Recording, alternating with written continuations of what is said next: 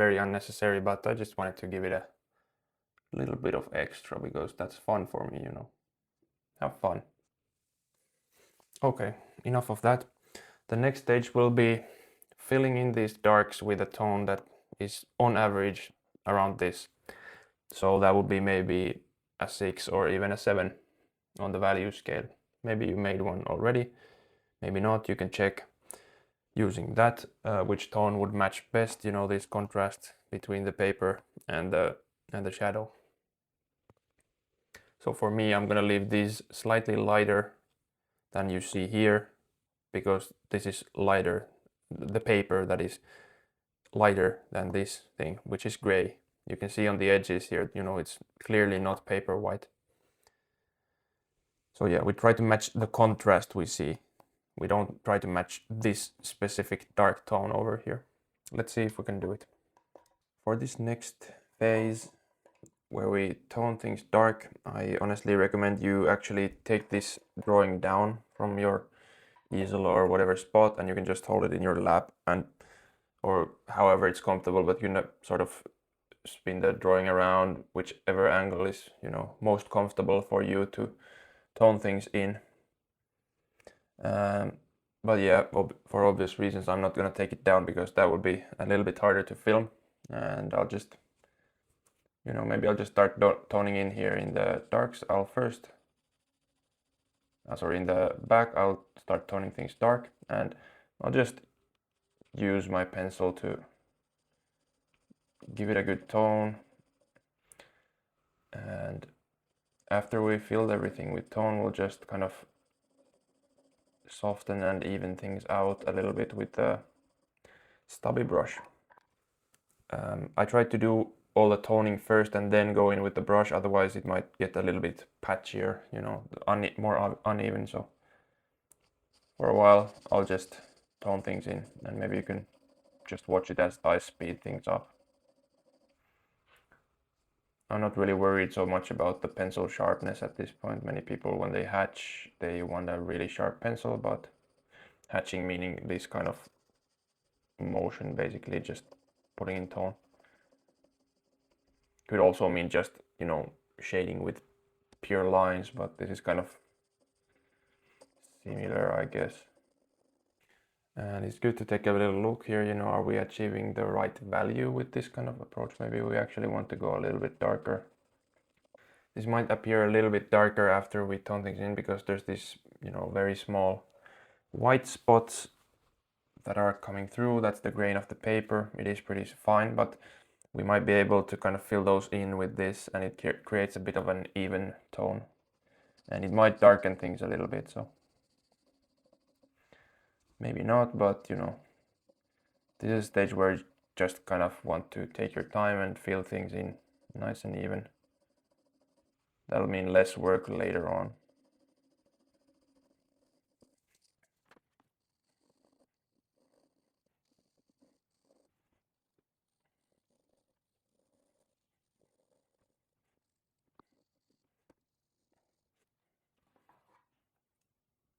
You don't need it super sharp, but I recommend you do keep your pencil somewhat sharp here. So the more dull it gets, the more it can start leaving these white kind of squigglies in there. That might be distracting later on. And also, if you kind of try to rub the graphite darker than it gets when it's pretty dull, it means it just kind of glides over the top of the paper, and it might start sort of burnishing and shining on you. So with a sharper lead, you won't really get that effect, and also you'll notice you'll get darker than you could otherwise, and you don't have to press, so you can just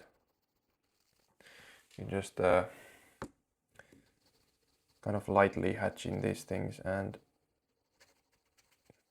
it works out better. But yeah, you don't have to be sharpening all the time, you know, it still works though, because you know, after just a minute or so of doing this, you'll already kind of lose the more accurate point. But now here I'm already like trying to kind of even out the tone a little bit before I go into the brushing, because you know it's not gonna smooth things off perfectly, so the better your base is, the better the result is gonna be.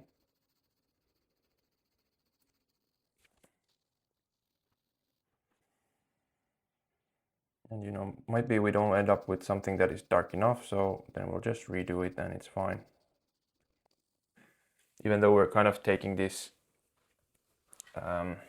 doing this a bit quicker than some other schools, you know, some schools work in a tone like this and just slowly hatch towards the darker steps, but we want to kind of lock in this value first and then we'll start working from there. Even though we're aiming for that, we don't really need to land there, you know, in one pass. That doesn't mean, it doesn't mean that because yeah, we don't want to overdo it either. So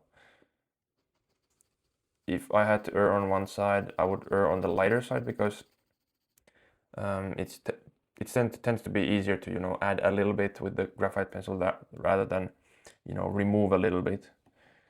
You can use tools like the paper stump or the erasers for removal, as well as the synthetic brush I showed you earlier. But you know, in my ideal scenario, you don't really need those.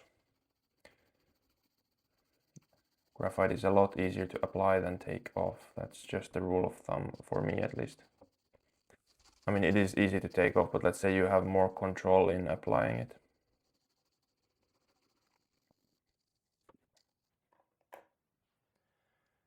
Okay, now for some of the brush action, I'll try to not be in the way of the camera.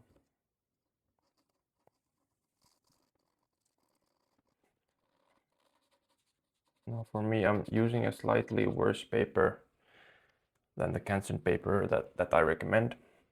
This is, you know, a little bit thinner and cheaper of a paper.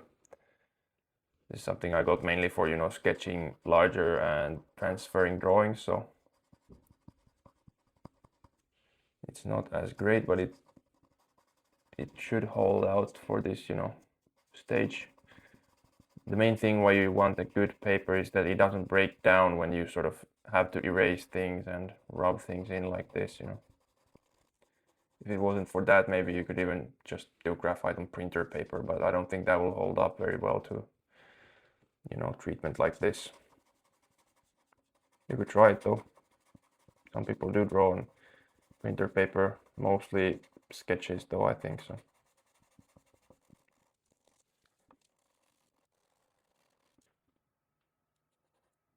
I try to stay within the line, the outline for that matter, but I don't really worry too much about the form side. You can already kind of start, you know, softening the shadow edge of here. We don't really lose the shape, I feel like, but we can sort of, as you can see, maybe just get a little bit of tone on there. You don't have to, but you know, you don't have to mind that edge either, so.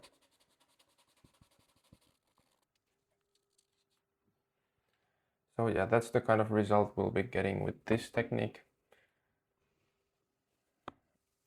And maybe once I start toning in those other areas, you'll notice the difference better.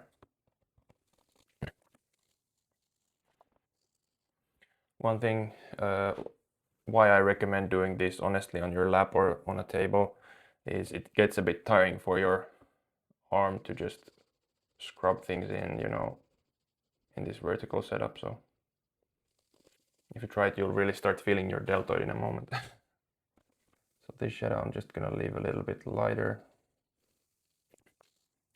Want to sort of aim for an average kind of value there, but as I said, I don't need to match this exact value. I need to match this contrast, which is, I feel it's probably already there. I only need to darken, you know, the bedbug lines and stuff like this. Probably that's gonna do it. But maybe, I'm not sure if the video can show it, but since it's a pretty minute detail, but this looks a bit grainier than what I've scrubbed in sort of already. Means we don't like have to go into the shadows and pick out white spots as much as we do when we just hatch things in if we want to get that really clean dark finish in the shadows. If you pick a pose for the figure or bark that is mainly in shadow, I don't think any of the barks are mainly in shadow but have a lot of shadow, but then just keep in mind this step will be a little bit tedious, you know. As students we would fear the box, which is the large black box that they made us tone in every time we had a pose with that thing. Took just forever to get it that dark and that even. You'll actually see it in the next video when I tell you about the figure fundamentals.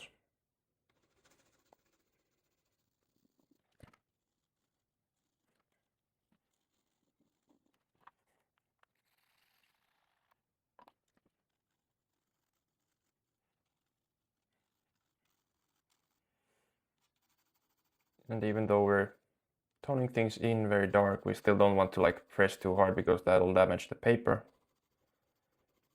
It will leave a worse finish, so we just kind of have to keep scrubbing.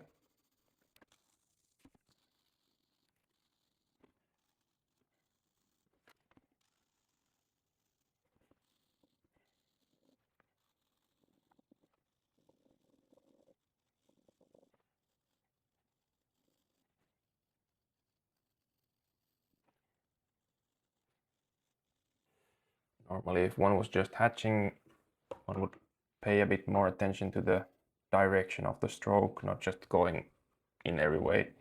But since we're gonna mush things together with the stubby brush anyway, I don't really mind going in whatever direction is the most comfortable for my hand.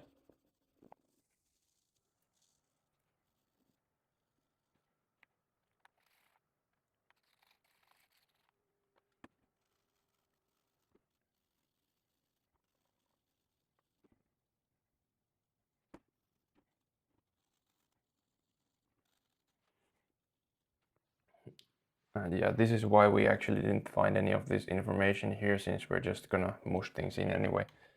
So now it makes a lot more sense when, you know, there wasn't any information we really needed for anything else, you know, when laying in. I think Charles Bargue was using another method, so he maybe needed that information there, but we don't, so we left it out for this stage. The same would apply for, you know, drawing a live model in this kind of approach. There are some differences to the approach, but you know, generally this kind of general to specific approach still holds, and also the same steps for toning in the shadows and all this kind of stuff still apply.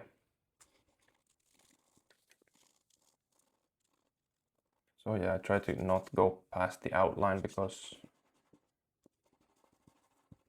then erasing this stuff is a lot harder than just erasing, you know, something you laid on top of the grain.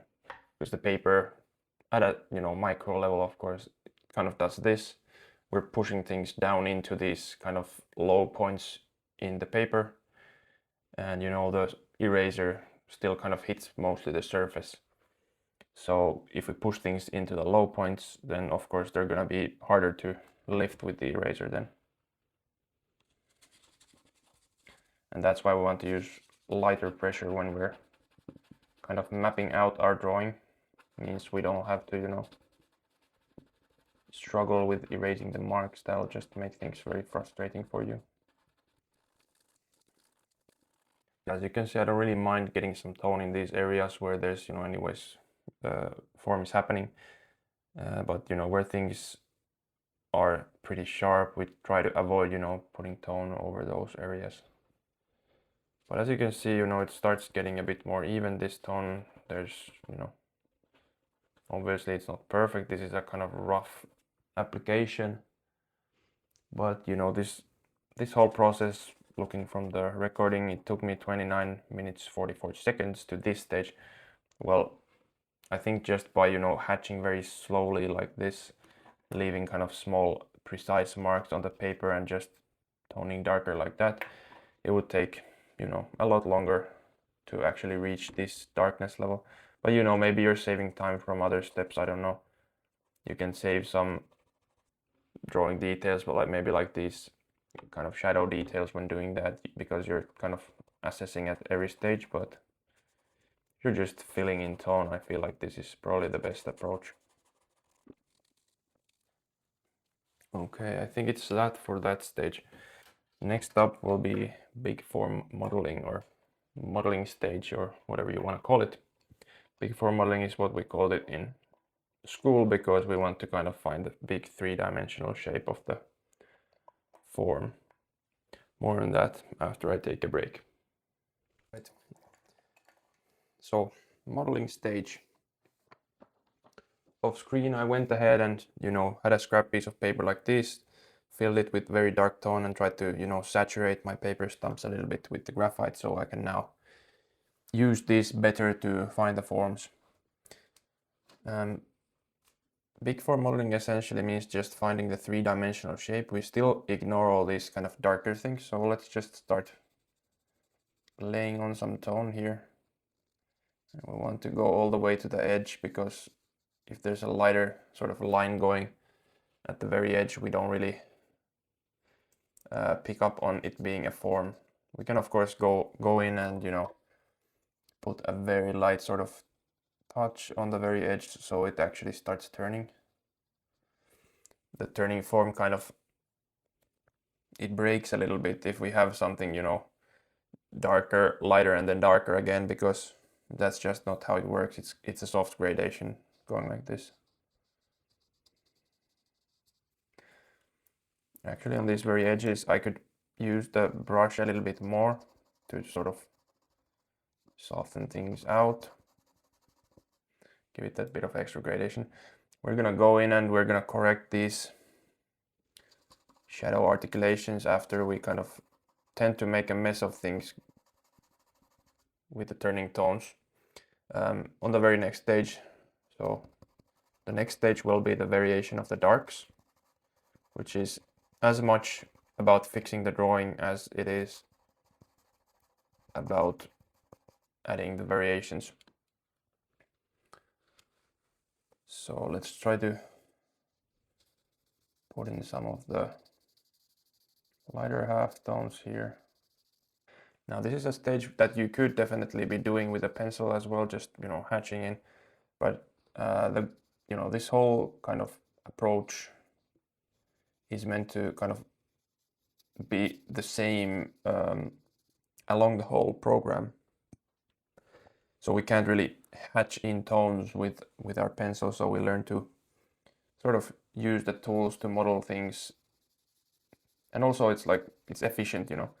If we do this kind of modeling stage very well, things are three-dimensional, then all we have to do is add these details on top and it should already work pretty well, instead of having to sort of singularly try to match values and hatch these things in all over, like one thing at a time. We can just kind of go from general to specific again. This is a bark plate, so I'm not gonna, you know, idealize the form here.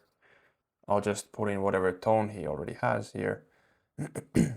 Maybe emphasize it a little bit in some places, but we won't really like force this thing into an egg shape where there is no, you know, tones present. Like this edge is completely free of tones. Normally, if we want to make something three-dimensional, we won't leave something stark white on the very edge. That's what we call a rim lighting situation, but this isn't really one, because it's sort of coming at this kind of angle, the light, so this is probably the lightest kind of area on the cast, not the very edge. So we would have some turning tone over here in a normal situation. But this is sort of an introduction. On the figure, the next project, you will see the whole sort of idea behind this.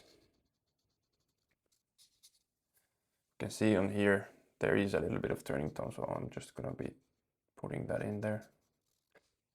So yeah, I would say this is equal parts about efficiency and learning the sort of steps in the process. Because as I said, we'll be using this same approach for the charcoal projects and we'll be using the same approach even in painting. only the tools will be different. And as we get better at this stuff, so we will tackle some more tricky projects as well. So this has been used a bit more. I feel like it's leaving a bit of a more consistent, you know, nice tone. So I think I'll just be moving along with this one. With this turning form, you'll actually notice that these kind of dark halftones, they actually kind of remain pretty tightly packed to the edge. And that's very typical. It's a pretty common beginner mistake where you sort of start making an even gradient or gradation where you have a darker tone, lighter, darker tone, you know, medium tone, even lighter halftone, and eventually the whole thing is just covered in halftones where, you know, actually what takes the most space is the light. You can see over here, you know, this is just pretty much paper white. There's, you know, some imperfections on the paper. Maybe this is actually a sort of indication of the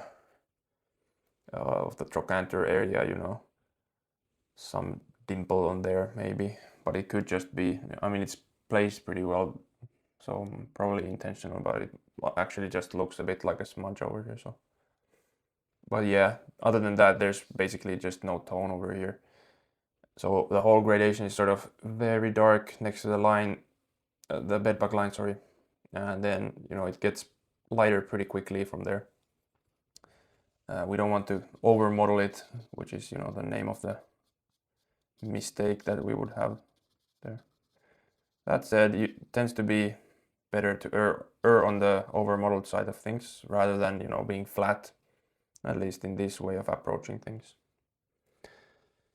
So basically, in big four modeling stage, we would actually see this whole thing as an egg, so we wouldn't actually touch anything but the sort of rounded, big round shape.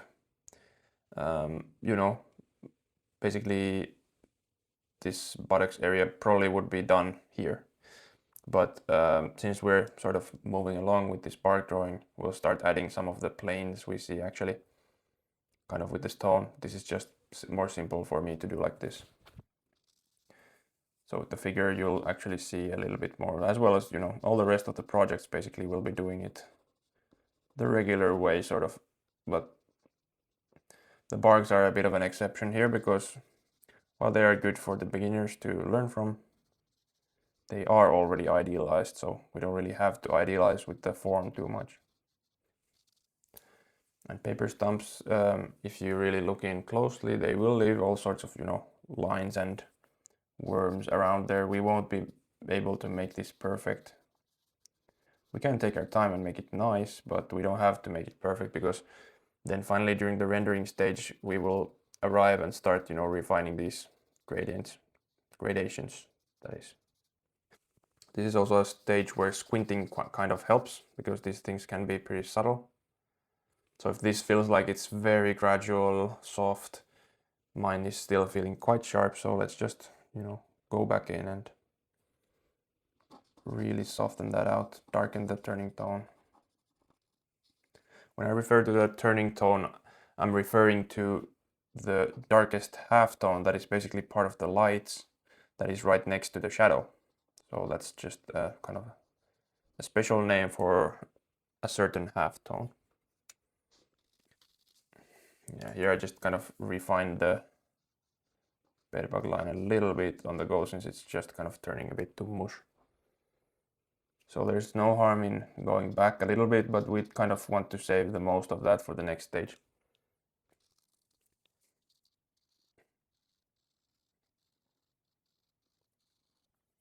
And we will be making the shadow tone a little bit lighter when we apply the stump. This effectively, you know, picks up a little bit of graphite and then, you know, transfers it to the cleaner side.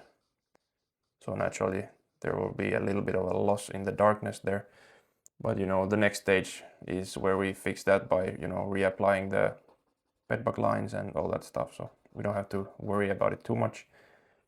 Just, you know, try not to obliterate all the drawing so you can actually find it relatively easily back. So you don't have to like redo the whole kind of articulation stage or or even, you know, refine the whole drawing. So we are gonna have to, you know, draw and redraw some things naturally. That's just part of how things work, but there is a difference, you know, not turning everything into cotton balls versus just softening things out. And you know, if there's places where you applied a little bit too much, maybe you could just go in with a cleaner side and maybe you can smooth things out a little bit. That's why I have one that is kind of darker on the tip and then the other is a little bit cleaner, still pretty dirty since it's been a pencil case, but you know, clean enough to actually pick up some of the tone instead of darkening the very darker tone. So maybe the cleaner tip will be better if you want to like fade it into the paper. But effectively that is for the rendering stage, so we don't really need to do that. And yeah, this is the stage where you have to sort of take a little hit, you know. We're gonna have a bit of a rougher looking drawing after this, but then we'll kind of start refining it to the very finish we're looking for. Here I'm afraid I put a little bit too much darkness in the middle of the form there, so just went back and picked some up. So yeah, let's say this isn't strictly speaking the modeling stage, this is more of a, you know, toning the things I see happening on here. It's not so much a strict approach of the process, so don't take it as that. Just, you know, take this as an example of how you can use the stumps, let's say, to model things and tone things in.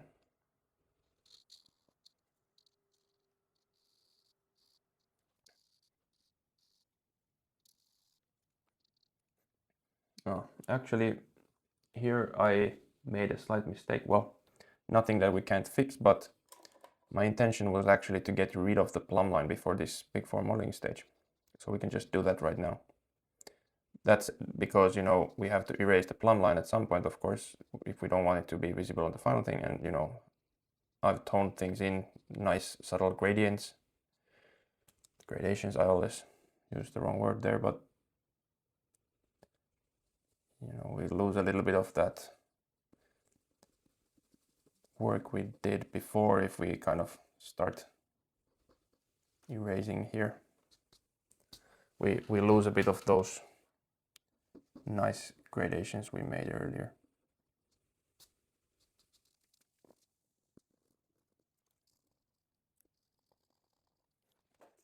Now for a rougher tool for the extra bits on the paper. This is a fun little toy you can have. It's an electric eraser. Completely unnecessary, but very effective.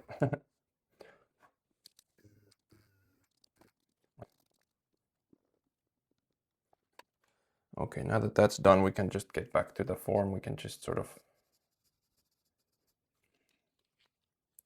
help ourselves out a little bit again. There's a little bit of the line showing still here, so this is what I mean, don't make the line too dark initially.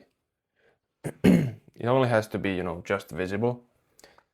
I had to make it slightly darker so that the camera actually picks it up and you know what I'm talking about. So for me it maybe left a little bit of a subtle ghost line in there, but I don't really mind that too much.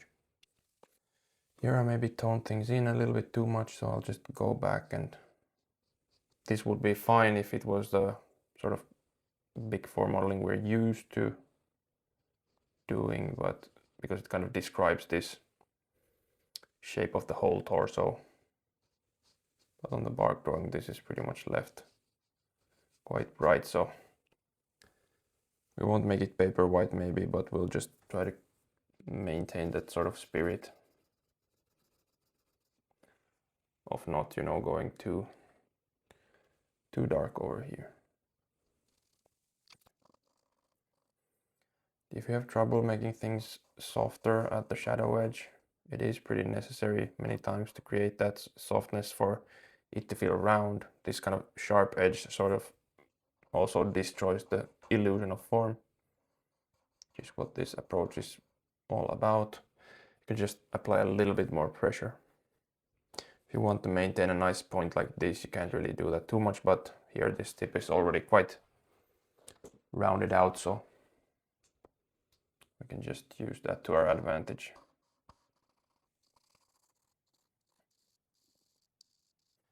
This modeling stage can also be done pretty, quick and dirty, but it just depends on you. Basically, like how much do you want to leave yourself for the final stages. If you just take a little bit more care here, you will have less refining to do in the rendering stage.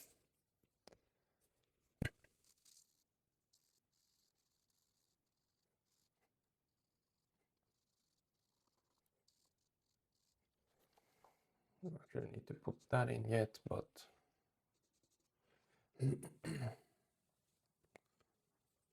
just keep working. So this shape is pretty soft all around, so I can just kind of do a little bit of softening with this to every side, so it loses its, very apparent triangular shape and starts becoming more part of the form. That's also something that contributes to realism, where many things aren't often as sharp as you think they are.